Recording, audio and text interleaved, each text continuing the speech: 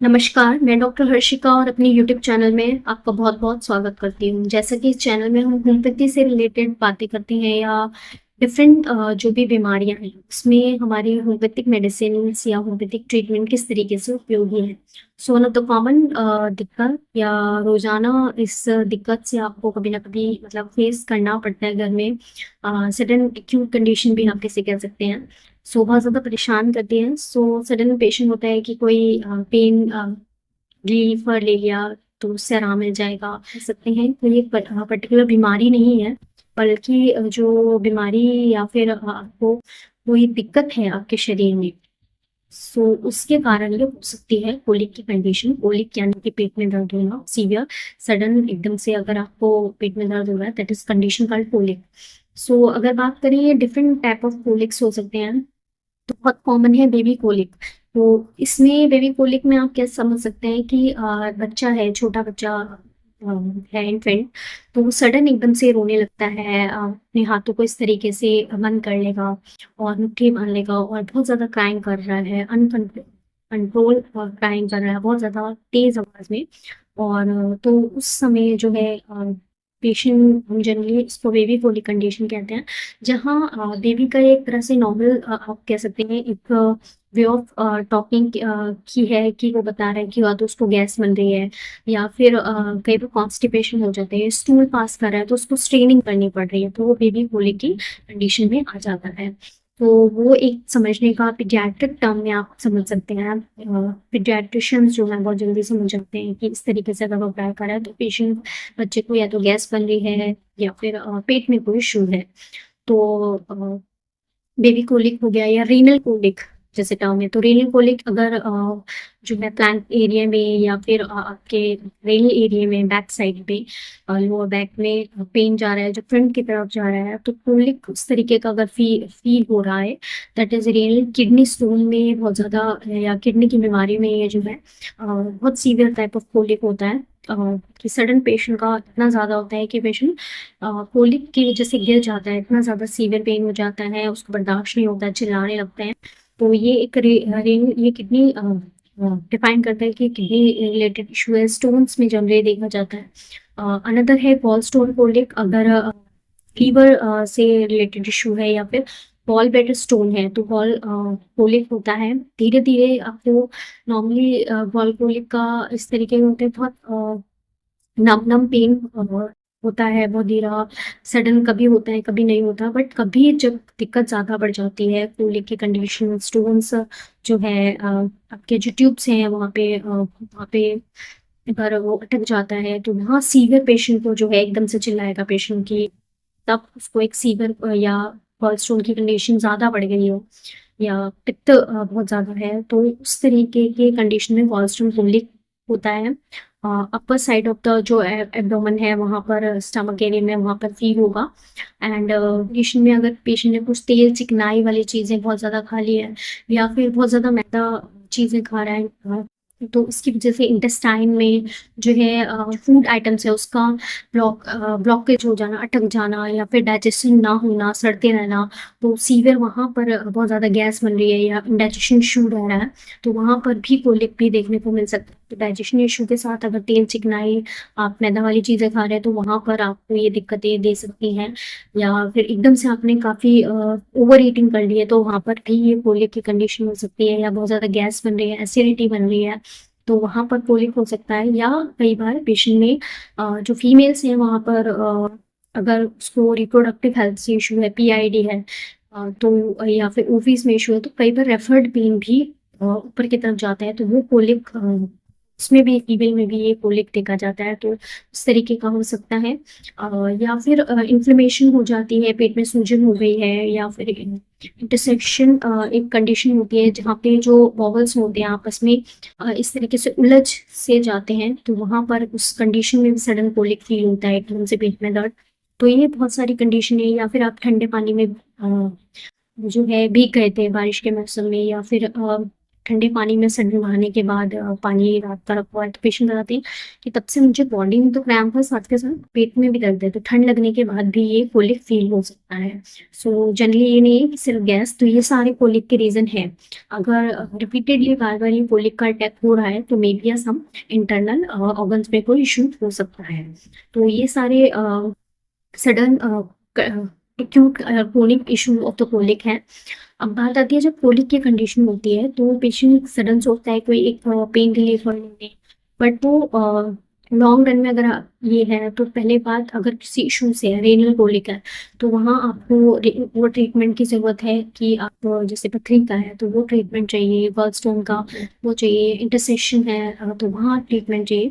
But साथ के साथ कोलिक जैसी कंडीशन में, अगर एक्यूट कंडीशन में है, तो वहाँ पर होम्योपैथिक मेडिसिन कंप्लीटली उसको ठीक करती है कि अगर आपने कुछ ऐसा तेल चिकनाई वाला भोजन खा लिया था तब आपको कोलिक हो रहा है, तो वो दवाइयाँ उसमें उपयोगी होती हैं। तो सडन घर में रख सकते हैं, या फिर सडन आपको कोलिक होता है तो अपनी बेस्ट मेडिसिन चूज़ के हिसाब से अपने डॉक्टर से मिल सकते हैं और तुरंत आपको रिलीफ मिलेगा। और अगर क्रोनिक इशू है तो उसी इशू को कॉज को रिमूव करना है, साथ के साथ कोलिक अगर सडन उठ रहा है तो उसमें भी उपयोगी होती है। सो होम्योपैथिक मेडिसिन इसमें काफ़ी सारी हैं, बहुत सारी मेडिसिन हैं, तो कुछ कॉमन मेडिसिन मैं आपके साथ डिस्कस करूँगी। सो सबसे पहले nux vomica in cases of the colic में यूज होती है, जहाँ पर पेशेंट ने बहुत ज़्यादा तेल चिकनाई वाला भोजन खा लिया है, सडन पार्टी में गया था, उसके बाद से, या ओवर ईटिंग कर ली है, उसके बाद से इंडाइजेशन हो गया है, पेट में बहुत ज़्यादा गैस है, या फ्रेश जो नहीं हो पा रहा है, रेस्टोरेंट हमसे पास नहीं हो रहे हैं, इनसेटिस्फैक्ट्री हो रहे हैं, उल्टी सी वॉमिट सी फील हो रही है, तो वहाँ पर कोलिक में ये आराम देती है। या बहुत ज़्यादा पित्त बन रहा है, गैस बन रही है, तो उसमें एसिडिटी हो गई है, या कुछ ऐसा खा लिया है, चने छोले पेशेंट खा लेते हैं, तो वहाँ इंडाइजेशन है, पेशेंट का पच नहीं पा रहा है खाना, तो वहाँ सडन उसको कोलिक अगर पेन हुआ है तो उसमें उपयोगी होती है।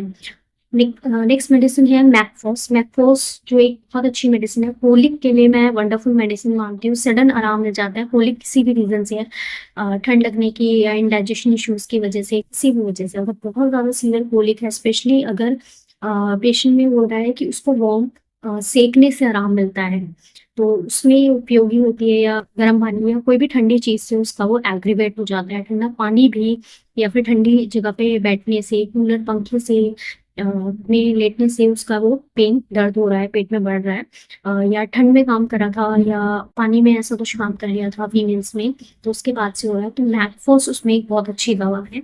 तो क्रैम्प्स जैसे में यूज़ करते हैं, तो उसमें ये कोलिक में भी ये बहुत अच्छी है। डोजेस की बात करें, अगर सडन इमरजेंसी में अगर क्रैम्प्स के लिए, कोलिक के लिए आपको रखनी है, तो मैकफॉस आप बायोकेमिक मेडिसिन अपने घर में रख सकते हैं। इसकी 6x पोटेंसी यूज़ कर सकते हैं। अगर बच्चे को होता है तो बहुत 2 से 3 गोली आप इसको, अगर 2 साल से छोटा बच्चा है तो उसको पहले तो डॉक्टर से मिलना है, दवाई उस हिसाब से लेनी है। 2 से 10 साल के बच्चों में आप 3 गोली सुबह दोपहर शाम, या 2-2 घंटे पे रिपीट कर सकते हैं अगर कोलिक ज़्यादा है 2-3 दिन तक। इफ़ अगर कोलिक बड़ों में है तो आप 6-6 गोली इसको ले सकते हैं हर 3 घंटे पे, और आपका कोलिक में, but specially with the warm water, पानी में लेने से ही ये दवा बेनिफिट रिजल्ट देती है, गर्म पानी में।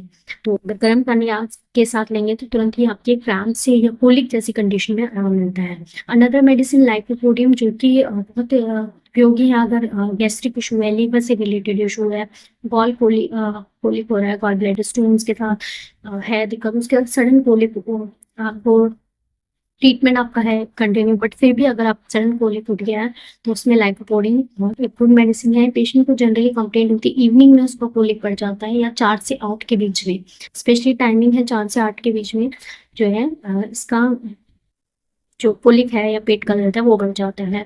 अनदर मेडिसिन आयरिस वर्सिकोलर, जहाँ पे पेशेंट को बहुत ज़्यादा पित्त बन रहा है, उल्टी आ रही है, चक्कर आ रहे हैं, माइग्रेन सा फील हो रहा है, इतना ज़्यादा कोलिक है, दर्द है, दर्द के साथ साथ, तो वहाँ पर आयरिस वर्सिकोलर एक अच्छी दवा है।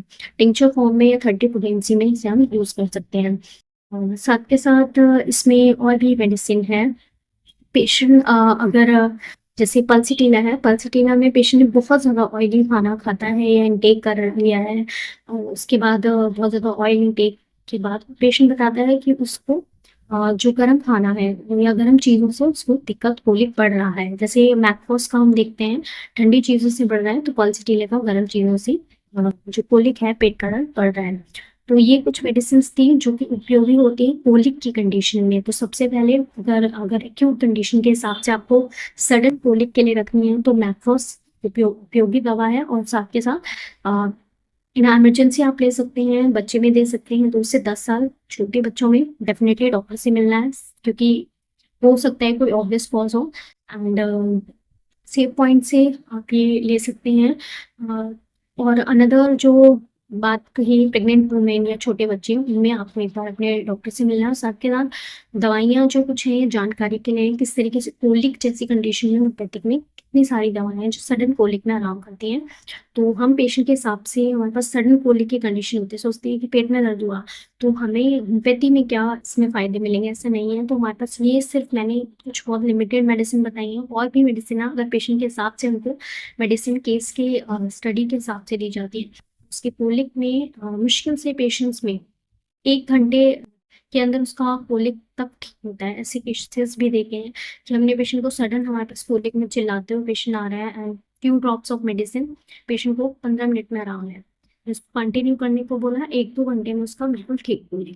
सो इस तरीके की कंडीशन में आपको होम्योपैथी में अप्रोच कर सकते हैं। You can consult us. Stay safe.